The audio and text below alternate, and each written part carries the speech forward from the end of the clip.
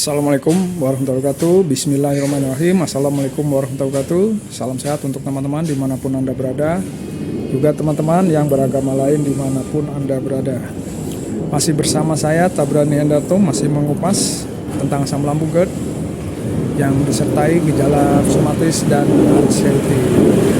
Sebelum saya mulai, silakan sekali lagi di like, di komen, di subscribe, dan ditekan tombol loncengnya biar dapat notifikasi video-video terbaru dari saya yang sudah melakukannya. Saya mengucapkan banyak terima kasih. Semoga membantu kalian menemui apa yang kalian inginkan, sembuh, sehat kembali seperti sedia kala.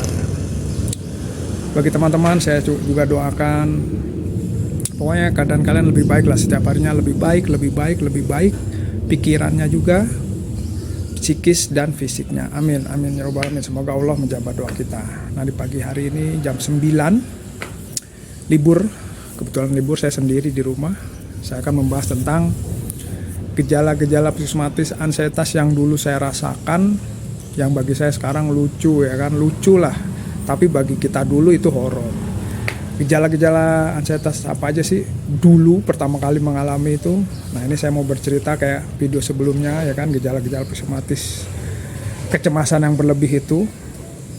Kalau bagi saya pertama kali dulu ya horor dalam arti sensasi fisik akibat pikiran itu ternyata ada, bener ada, dan kaget dulu itu kan, kok bisa seperti itu. Nah, itu pertamanya dari kena asam lambung GERD, terus memang pikirannya overthinking yang negatif sebelum kena asam lambung GERD itu, ditambah suka merasa-rasa, terus takut penyakit berat, hipokondria seperti itu, sedikit ada sensasi, terus merasa rasa yang negatif terus. Nah, akhirnya itu jadi terbelenggu pikirannya dengan apapun yang dirasakan di tubuh jadi negatif, pikiran negatif. Nah, itu sesudah 1 bulan saya terkena itu mulai muncul tuh gejala-gejala ansietas di tubuh yang saya bilang itu 50-an sensasi dan gejala dari atas kepala hingga ujung kaki mulai muncul setiap harinya. Nah, itu tambah lagi ya, ansietasnya tambah lagi, level kecemasannya tambah tinggi. Kecemasannya tinggi ya jadi lingkaran setan di tubuh. Kalau kecemasannya tinggi, otomatis asam lambungnya juga meningkat terus. Jadi itu luar biasa. Ansietasnya tinggi, asam lambungnya tinggi, asam lambungnya tinggi, ansietasnya tinggi. Ya udah, lingkaran setan.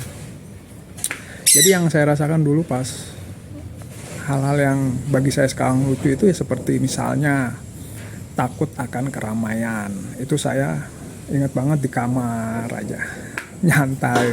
Mau keluar rumah tuh kayaknya udah mikir panjang. Mau ngeliat HP dari rekan-rekan kerja itu saya takut dulu. Ngeliat HP aja kayak berita apa gitu, apalagi ada aktivitas, sudah pikirannya, saya kan satuan pengaman, satpam, udah mikirannya aduh nanti saya kalau dipecat gimana, aduh saya kalau ini, wah pikirannya tambah lagi aja, berpikir negatif terus. Nah, itu yang saya rasakan di tubuh itu kalau berita kematian. Yang pertama itu ya kan, berita kematian, apalagi orang terdekat yang kenal. Itu saya dulu ingat banget, ada ipar nengokin saya mau di rumah, kenapa sakit apa, sampai sebulan lebih, pas sudah sebulan itu nengokin. Ingat banget itu, 1 bulan sama adik saya berdua naik motor, ya kan, udah pulang. 3 hari kemudian adik ipar saya meninggal yang laki itu. Waduh, itu saya dengar langsung itu maaf kawan, menggigil, pikirannya ngeblank, gemeter, nggak karuan, detak jantung kenceng, kayak nggak bisa dikontrol karena ansietasnya tinggi, asam lambungnya tinggi. Itu bisa 3 hari nggak kelar itu, rasa tidak nyaman di tubuh. Itu saya bingung sendiri harus bagaimana, karena belum tahu apa yang harus saya, taunya cuma makan seperti itu aja, belum lemasnya, ya kan.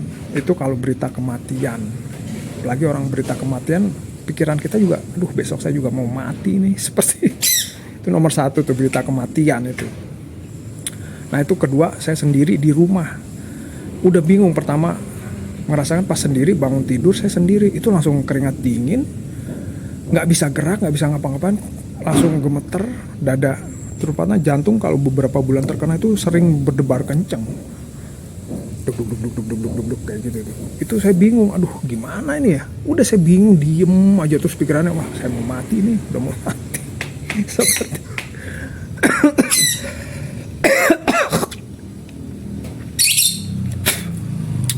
orang meninggal sendiri di rumah, terus ngeliat HP, terus bersosialisasi dengan teman itu dulu juga takut, keluar rumah juga takut, banyak di keramaian tuh apalagi ya kan, udah takut duluan. Jadi belum apa-apa udah ada rasa lemasnya, udah kelingannya nggak kelar-kelar, aduh luar biasa itu. Ya kalau sekarang bisa ketawa ya kan, kok bisa seperti itu dulu, padahal sebelum saya terkena saya biasa aja, normal ya kan. Nah itu kawan, jadi mungkin cuma 3 tapi saya lupa apa lagi gitu ya, misalnya kayak berita kematian. Kalau burung atau ambulan, saya kan ada yang bilang kalau ansietas ada yang takut, saya enggak. Kalau ada burung di maghrib, di waktu maghrib, burung apa itu yang suara suka bunyi cicit cicit, nah itu saya nggak takut. Kalau bunyi ambulan saya nggak takut juga. Jadi itu pokoknya berita kematian, sendiri di rumah ngelihat HP, terus saya nggak googling tentang penyakit, enggak, udah saya stop itu. Oh ya, di kamar mandi itu juga takut dulu, ingat banget di kamar mandi dulu sampai 1 bulan setiap mandi itu istri selalu menemani di depan pintu. Istri saya itu di depan pintu, saya mandi duduk pakai bangku kecil dingkle kalau orang Jawa bilang, udah pakai air hangat, mandi sembari ngeliatin istri, pintu dibuka istri ngeliatin saya mandi. Sampai segitu karena kelingannya parah itu, kelingannya parah. Pertama-tama kena kelingan itu kaget ya kan. Itu istri sampai sebulan lebih, lama-lama setiap di kamar mandi tuh kayaknya udah males banget gitu, udah males gitu. Tapi ya sekarang bisa ketawa, ini ya Allah saya dulu kok begitu banget. Nah itu terakhirnya fobia makanan,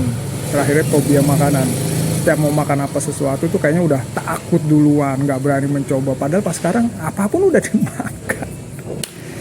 Sekarang bisa ketawa, dalam arti ketawa tuh ya Allah dulu kok bisa begitu banget pikirannya. Memang ternyata ada kecemasan berlebih yang mempengaruhi fisik kita. Jadi kembali lagi ke topik, gimana sih solusinya ya kan? Gimana solusinya? Ya itu nggak bisa langsung, oh sekarang nih saya kuat, saya nggak stres. Orang pikirannya stres terus ya kan. Nah solusinya itu ya proses, sabar menjalaninya, terus melatih diri ya kan. Intinya melatih diri, apapun sensasi dan gejala, insya Allah apa yang saya rasakan sampai sekarang, yang ada di pikiran kita yang takut mati, kita akan jatuh, kita akan pingsan, itu tidak terjadi. Insya Allah tidak terjadi. Sudah 4 tahun ini nggak ada saya pingsan 1 kali pun, muntah 1 kali pun, nggak ada. Jadi itu apa? Pola pikir kita yang salah. Jadi itu dilatih dari psikomatis di tubuh itu. Akibat ansietas, kecemasan berlebih itu akan pelan gitu, nggak langsung 1-2 bulan akan sembuh, enggak. Kalau bagi saya itu perlu proses, apalagi yang memang udah overthinking sebelum sakit, overthinking yang negatif terus punya sifat yang kurang baik, terus pola hidup kita yang amburadul, ya itu harus, bagi saya perlu waktu yang agak lama, tapi akan lebih baik setiap hari karena akan sembuh juga. Nah kalau udah sembuh, jangan jorok. Jangan jorok dalam arti makannya, pola hidupnya, pola pikirnya udah, alhamdulillah sekarang ya udah normal kembali seperti sedia. Makanya saya bisa ketawa, dulu mandi ditungguin istri, terus berita kematian takut, sendiri di rumah takut, ngelihat HP itu saya takut juga, ya Allah, ditengok temen takut, ditengok saudara takut, aduh, mandi takut. Ya itulah proses kawan, sekali lagi solusinya ialah proses, sabar, dan melatih diri setiap harinya. Mau keluar, membiasakan diri lagi. Kayak dulu sholat Jumat sampai 7-8 bulan, kalau saya nggak sholat Jumat, ya dilatih lagi. Intinya apa? Dilatih. Ada sensasi ini, ya udah santai. Kayaknya nggak kuat, pulang. Oh makan dulu, oh ya minum dulu, seperti itu. Udah banyak video-video yang saya share. Jadi pengalaman saya dulu, kalian pasti bisa nanti. Mungkin sekarang kalau baru mengalami, ya kalian pasti belum bisa berpikir seperti itu, tapi nanti kalian pasti punya metodenya juga. Yang penting kisi-kisinya dari saya ini gitu. Jadi nanti kalian pasti bisa, oh ya nih saya bisa menemukan metode yang lebih baik mungkin ya kan dari saya.